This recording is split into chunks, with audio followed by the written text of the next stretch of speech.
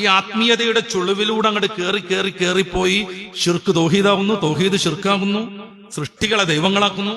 സിയാമാരാ പടച്ചോനാണോ ചോദിക്കണവനോട് നീ ചൊല്ല്. ഒരുത്തം പാട്ടിറക്കിയതാണ്. മടവൂരാരാ പടച്ചോനാണോ ചോദിക്കണവനോട് നീ ചൊല്ല്.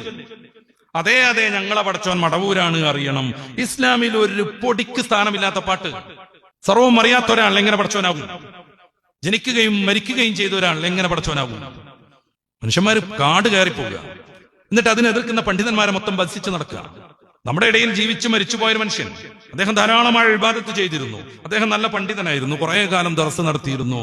പിന്നീട് ദർസിന്റെ ഇടയിൽ ആത്മീയമായ ചിന്ത കൂടി വരികയും അദ്ദേഹം ആ ഒരു രീതിയിലേക്ക് മാറുകയും പിന്നെ ദർസില്ല, മറ്റു കാര്യങ്ങളൊന്നുമില്ല, ആരാധനയിലൂടെ മാത്രം മുന്നോട്ട് പോവുകയും ചെയ്തൊരു മനുഷ്യൻ.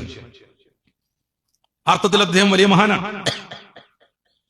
പക്ഷെ അദ്ദേഹത്തെ പറഞ്ഞു പുകഴ്ത്തി പിന്നെ അദ്ദേഹം പടച്ചോനാണെന്നൊക്കെ പറയൽ, എന്നിട്ട് വിമർശനം വരുമ്പോ ന്യായീകരിച്ചിറങ്ങുക. ഞാൻ ഉദ്ദേശിച്ചത് ആലങ്കാരിക പ്രയോഗമായിരുന്നു. ആലങ്കാരിക പ്രയോഗം നടത്താൻ എന്തൊക്കെ വിഷയങ്ങളുണ്ട് ഈ ദുനിയാവിൽ. ഇതാണ് ഞാൻ പറഞ്ഞത്.